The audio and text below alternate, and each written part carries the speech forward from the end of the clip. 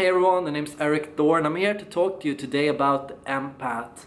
And the empath is somebody who is overall able to draw more meaning out of an experience. You could say that they see life in high definition.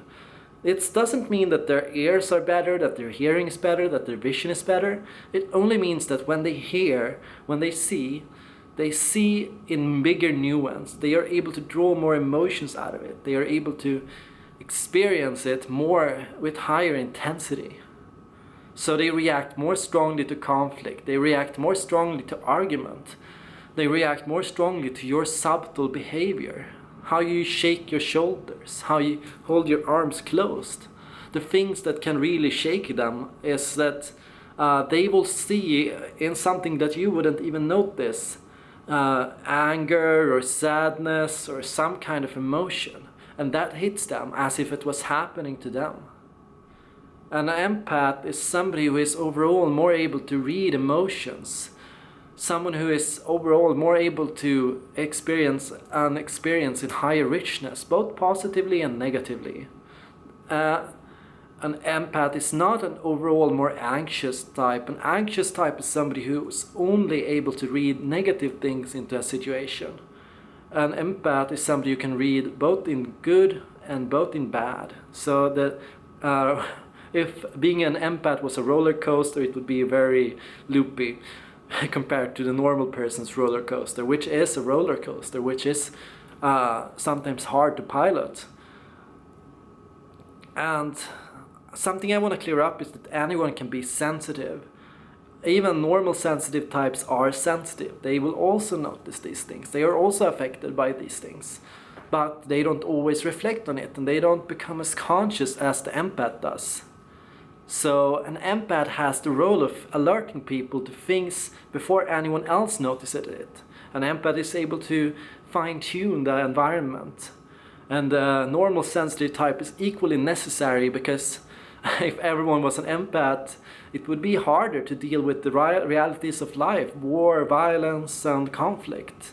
All things that for the moment are necessary because we haven't figured out other ways yet. An empath is, lastly, not an MBTI type. There is no empath type in the MBTI.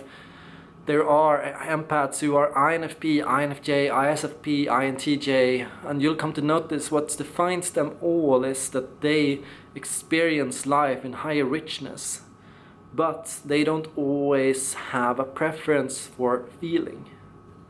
They don't always have a preference for intuition.